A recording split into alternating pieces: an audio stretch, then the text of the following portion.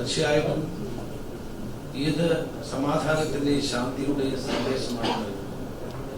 ഇസ്ലാം മതം ത്യാഗത്തിന്റെയും സ്നേഹത്തിന്റെയും മതമാണ്.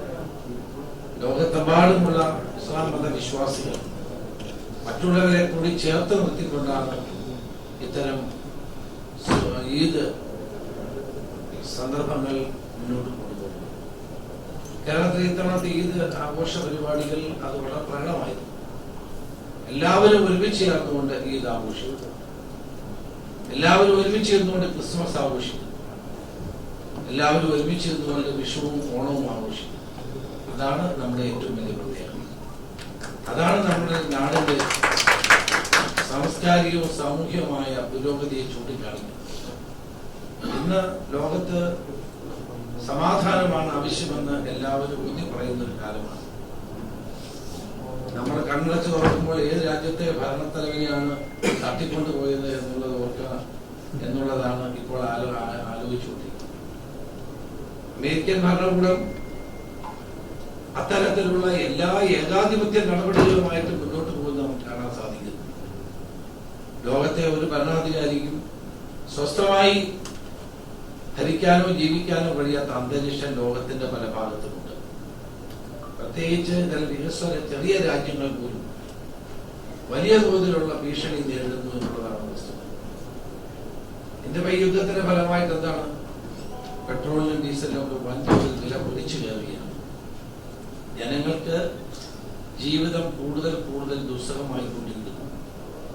അപ്പൊ യുദ്ധം ഒന്നിനും ഒരു പരിഹാരമല്ല. എത്രയോ പാവപ്പെട്ട ആളുകളാണ് മരിക്കുന്നത്, കുഞ്ഞുങ്ങൾ മരിക്കുന്നു, സ്ത്രീകൾ മരിക്കുന്നു.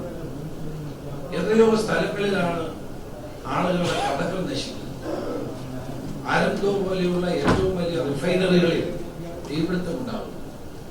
ലോകത്തെ ഏറ്റവും സമാധാനപരമായ സ്ഥലമെന്ന് വിശേഷിപ്പിക്കപ്പെട്ട UAE, പ്രത്യേകിച്ച് ദുബായിൽ വിനോദസഞ്ചാരികളുടെ എണ്ണം കുറയുന്നു.